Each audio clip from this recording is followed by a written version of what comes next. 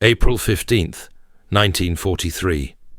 200 meters beneath the storm-lashed surface of the North Atlantic. The metallic tang of recycled air filled my nostrils as I pressed my eye against the periscope eyepiece, scanning the horizon for the telltale smoke trails that meant Allied convoy. My name is Klaus Brener, and for the past 8 months, I had served as watch officer aboard U247, one of Germany's Type 6C submarines, prowling the shipping lanes between Britain and America. What I witnessed during those 18 months beneath the waves would challenge everything naval strategists believed about submarine warfare. The decisions we made, the protocols we followed, and most critically, the moments we chose to surface when logic screamed we should dive deeper, would reveal truths about underwater combat that no training manual could capture. This is the story of why experienced U-boat crews deliberately exposed themselves to Allied aircraft and destroyers, why we surfaced when survival demanded we stay hidden, and how those seemingly suicidal decisions became the difference between returning home and joining the 30,000 German submariners who never saw port again. The mathematics of submarine warfare in 1943 were becoming increasingly brutal. Of the 859 U-boats commissioned during the war, 648 would be lost with most of their crews.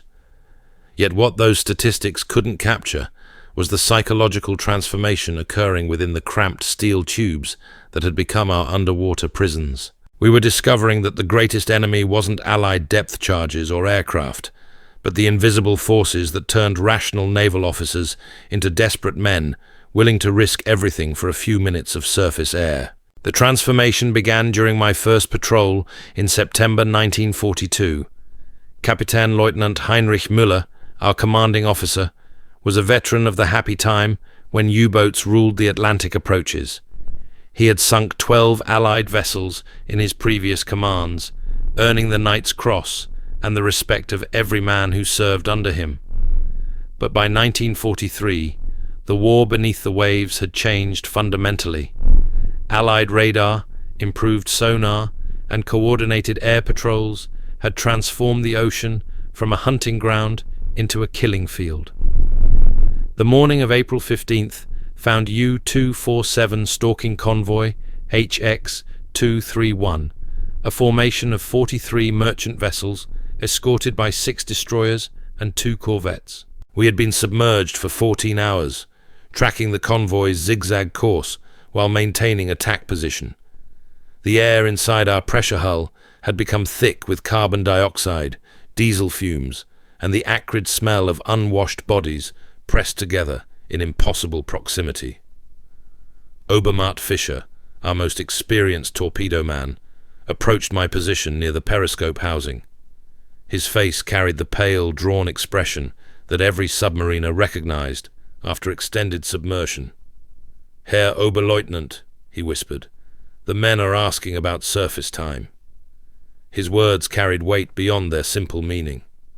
After 48 hours submerged, our crew was approaching the psychological breaking point that turned disciplined sailors into liability. The decision to surface during daylight hours with Allied aircraft patrolling overhead seemed like madness. Every submarine manual, every tactical doctrine, every survival instinct developed through months of underwater warfare screamed against exposing our vessel to enemy observation. Yet experienced U-boat commanders knew something that staff officers in Berlin couldn't understand from their comfortable headquarters. Sometimes the greatest risk was refusing to take any risk at all. The psychology of submarine warfare differed fundamentally from surface naval combat. Destroyer crews fought their battles in open air with unlimited visibility. Cruiser captains maneuvered their vessels across vast ocean spaces with room for tactical flexibility. Submarine crews existed in sealed metal cylinders where 70 men shared space smaller than a typical German apartment. The physical constraints created mental pressures that could destroy unit effectiveness faster than enemy action. Captain Lieutenant Müller understood these realities through bitter experience. During his previous patrol aboard U-186, he had maintained strict diving discipline for 6 days while evading a persistent destroyer escort. His crew had performed flawlessly until the seventh day, when machinist Obergefreiter Schmidt suffered a complete nervous breakdown, screaming about drowning in an iron coffin until sedatives restored order.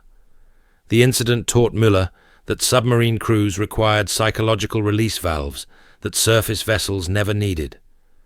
The Allied convoy continued its northeastern course toward Liverpool, while we maintained parallel heading at periscope depth. Through the attack periscope, I could observe the merchant vessels maintaining formation despite heavy Atlantic swells. Their discipline impressed me, even as I calculated firing solutions that would send several to the ocean floor. The war had transformed merchant sailors into combatants, whether they carried weapons or not. Funkmaat Weber monitored Allied radio frequencies from his cramped communication station, documenting the constant chatter between escort vessels. The British had developed coordination procedures that allowed destroyers and aircraft to share targeting information with deadly efficiency. Their systematic approach to anti-submarine warfare represented industrial organization applied to naval combat, turning individual ships into components of a larger hunting machine. The technical challenges of extended submersion went far beyond simple air quality. Our electric batteries, charged only during surface operations, provided limited underwater endurance. The diesel engines that powered surface movement and battery charging required massive air intake that made concealment impossible. Every hour spent submerged reduced our tactical options while increasing vulnerability to detection through sound or electromagnetic signature. Obermaschinist Koch reported battery levels at 60% capacity after 14 hours submerged. Under normal patrol conditions, this represented acceptable reserves for continued operations. But normal conditions no longer existed in the North Atlantic of 1943. Allied hunter-killer groups had developed persistence that could maintain contact for days, forcing U-boats into extended underwater endurance contests that tested equipment and crew beyond design limits. The decision matrix facing submarine commanders had become increasingly complex. Surface movement offered speed, battery charging, and crew psychological relief, but exposed vessels to aircraft attack and radar detection. Submerged operations provided concealment and attack capability, but limited endurance and created cumulative stress that degraded crew performance. The optimal balance required intuitive understanding of factors that no training program could fully address. Through the periscope, I observed a consolidated B-24 Liberator conducting systematic search patterns approximately 10 kilometers north of the convoy. The aircraft's presence represented the Allied technological advantage that had transformed submarine warfare from predator-prey dynamics into something approaching mutual annihilation. Long-range aircraft equipped with radar and depth charges could detect and attack submarines across vast ocean areas that had previously offered sanctuary. The psychological pressure of constant threat created behavioral changes that experienced submarine officers learned to recognize and manage. Crew members developed heightened sensitivity to mechanical sounds that might indicate detection. Simple equipment malfunctions triggered disproportionate anxiety responses. The normal camaraderie that sustained military units under stress began fragmenting as men focused obsessively on individual survival rather than collective mission success. Captain Lieutenant Müller studied weather conditions through the periscope, evaluating tactical options with the methodical precision that separated surviving submarine commanders from casualties. The heavy overcast that had concealed our approach now offered potential cover for surface operations. Cloud ceiling at approximately 300 meters would limit Allied aircraft visibility while providing our lookouts adequate warning of approaching threats. The moment of decision approached with the mechanical inevitability that characterized submarine warfare.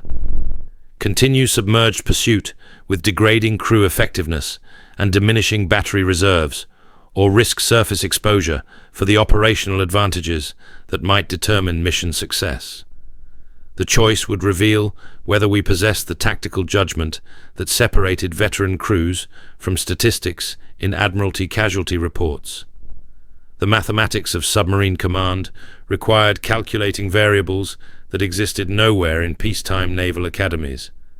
Müller's decision would affect not just our immediate tactical position, but the psychological state of 70 men whose effectiveness determined whether U247 returned to Lorient or became another unmarked grave beneath the Atlantic. The captain's weathered hands gripped the periscope housing as he weighed options that conventional naval doctrine couldn't address. "Surface stations," Müller commanded quietly, his voice carrying the absolute authority that submarine service demanded. "Prepare for emergency dive capability. All hands not on watch below decks immediately upon surfacing." The order rippled through our steel tube with practiced efficiency, each crew member understanding their role in the dangerous choreography we were about to perform. Oberbootsman Wagner began the complex sequence of adjustments required for surface operations. Ballast tanks prepared for rapid venting, diesel engines readied for immediate startup, and lookouts positioned for instantaneous deployment. The mechanical precision of these preparations masked the fundamental gamble we were taking with our lives and mission. The ascent from 200 meters to surface required approximately 8 minutes under normal conditions. But normal conditions belong to peacetime exercises, not the lethal reality of North Atlantic convoy hunting in 1943. Every meter of our climb toward the surface increased vulnerability to detection while reducing options for evasive action. The physics of submarine warfare offered no mercy for miscalculation. At 50 meters depth, our hydrophone operator detected the rhythmic propeller beats of the convoy's escorts maintaining their protective screen. The destroyer HMS Volunteer, according to our intelligence files, carried the latest sonar equipment and depth charge patterns that had already claimed 6 U-boats in the previous month.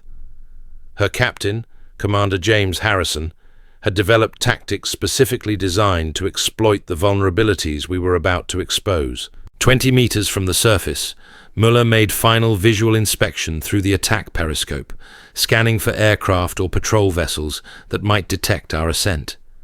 The Liberator had moved eastward, following search patterns that suggested coordination with surface escorts. This temporary gap in aerial coverage provided the narrow window of opportunity that submarine warfare demanded, but windows closed with deadly swiftness. U247 broke the surface at 13:47 hours with the explosive release of compressed air and seawater that marked successful surfacing procedures. The conning tower hatch opened immediately, allowing the first rush of Atlantic air into our contaminated atmosphere. The psychological relief was immediate and profound, as if our steel prison had suddenly expanded to encompass the entire ocean. Lookouts deployed to their positions with trained efficiency, scanning designated sectors for threats while diesel engines roared to life.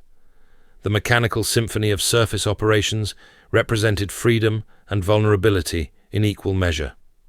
Every minute spent, surfaced restored our tactical capabilities while exposing us to detection methods that could bring swift destruction. The crew's transformation upon breathing fresh air revealed the cumulative psychological stress that submerged operations created. Men who had moved with mechanical precision below decks suddenly displayed the animated behavior of sailors rather than the controlled desperation of trapped miners. The ocean breeze carried salt spray that tasted like liberation after hours of recycled mechanical atmosphere. Battery charging commenced immediately, our diesel generators converting fuel into electrical power that would sustain future underwater operations. The technical requirements of submarine warfare demanded this constant balance between concealment and capability, hiding and preparation.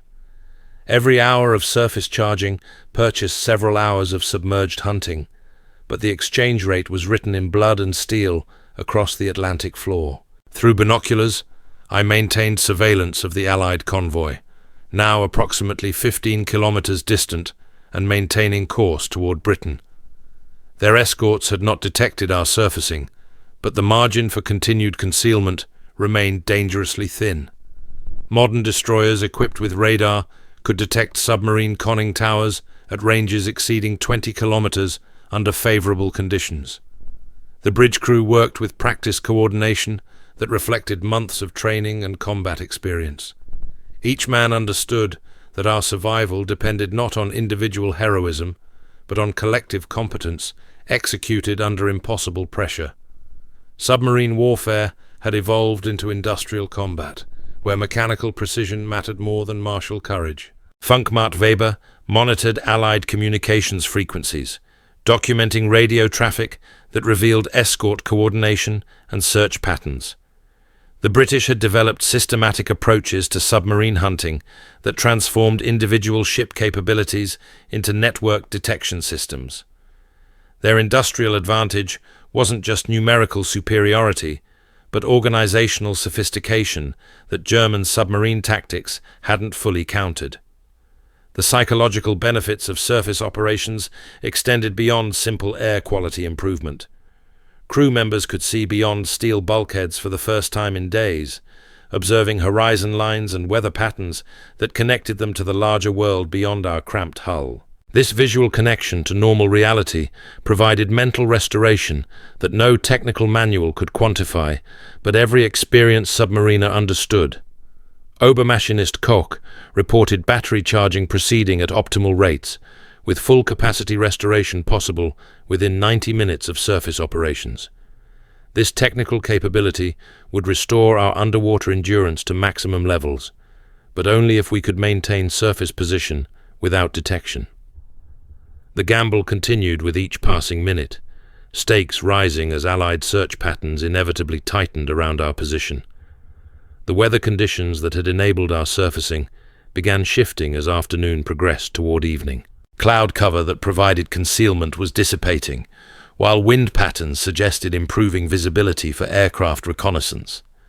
Nature offered no permanent sanctuary in submarine warfare, only temporary advantages that skilled commanders could exploit before circumstances changed. Captain Lieutenant Müller studied tactical charts while monitoring radio reports, calculating approach vectors that would position U247 for optimal torpedo attack while maintaining escape options. The convoy's course and speed created geometric problems that required solving multiple variables simultaneously, with solutions changing constantly as conditions evolved. Submarine attack required mathematical precision combined with tactical intuition that formal training couldn't fully develop.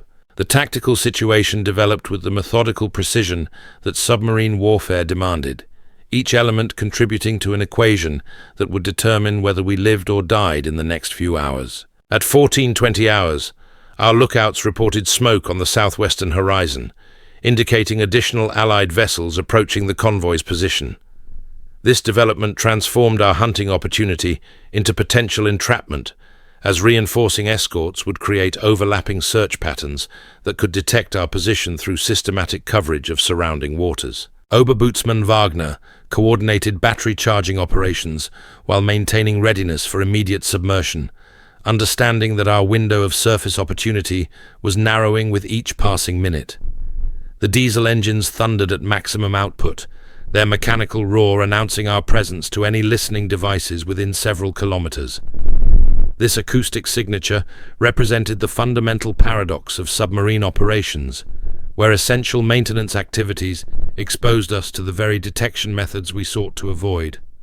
The crew's behavior during surface operations revealed psychological patterns that veteran submarine officers learned to interpret as indicators of unit effectiveness. Men who had displayed nervous tension during extended submersion now moved with restored confidence, their actions reflecting the mental clarity that fresh air and expanded horizons provided. This transformation wasn't merely comfort, but operational necessity, as degraded crew performance could prove fatal during the complex maneuvers that attack situations demanded. Through the attack periscope, I observed the convoy's lead destroyer executing a course change that suggested possible sonar contact or intelligence reports of submarine activity in our operational area. HMS Volunteer had altered heading by 15 degrees, her increased speed creating a larger wake pattern visible even at our considerable distance. This tactical modification indicated that Allied escorts were operating under heightened alert conditions that made our continued surface exposure increasingly dangerous. The technical requirements of torpedo preparation began simultaneously with battery charging, as our weapons crew conducted final checks on the 4 bow tubes that represented our primary offensive capability. Each torpedo required individual inspection of guidance systems, warhead arming mechanisms, and propulsion components that had endured the mechanical stress of extended submersion. The complexity of these weapon systems demanded meticulous attention to detail that could mean the difference between successful attack and catastrophic malfunction. Funkmacht Weber intercepted radio communications indicating that Allied aircraft were coordinating search patterns with surface escorts, creating integrated detection networks that covered vast ocean areas with unprecedented efficiency. This coordination represented the industrial warfare approach that Allied forces had perfected, transforming individual platforms into components of larger tactical systems. German submarine tactics, developed during earlier phases of the conflict when such coordination was impossible, had not fully adapted to these evolving threats. The psychological pressure of operating under constant threat created behavioral adaptations that experienced submarine crews developed through necessity rather than training. Men learned to interpret mechanical sounds with extraordinary sensitivity, distinguishing between normal equipment operation and potential indicators of malfunction or detection. This heightened awareness became both survival advantage and source of chronic stress that accumulated over extended patrol periods. Captain Lieutenant Müller studied weather patterns developing across the North Atlantic, recognizing that changing conditions would affect both our concealment capabilities and attack opportunities. The barometric pressure drop indicated approaching storm systems that could provide cover for surface operations, but would also create sea conditions that complicated torpedo firing solutions. Submarine warfare required constant adaptation to environmental factors that surface vessels could largely ignore. At 14:45 hours, our hydrophone operator detected propeller signatures indicating that convoy escorts were expanding their protective screen, with individual destroyers moving to positions that would create overlapping sonar coverage around the merchant vessels. This tactical deployment suggested either routine precautionary measures or specific intelligence regarding submarine activity in our operational zone.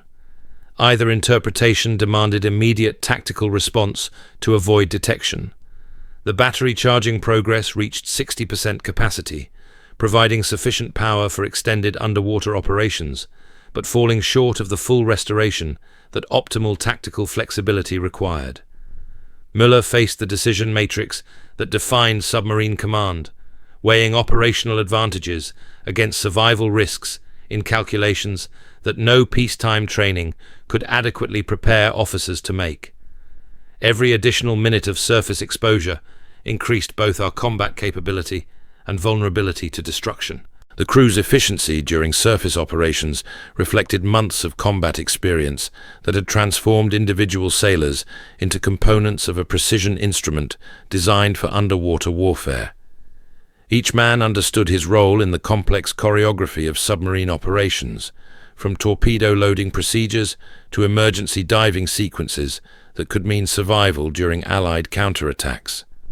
This collective competence represented the evolution of naval warfare from individual skill to systematic coordination. That gamble we took on April 15th, surfacing into hostile waters when every instinct screamed to stay hidden, revealed the ultimate truth of submarine warfare.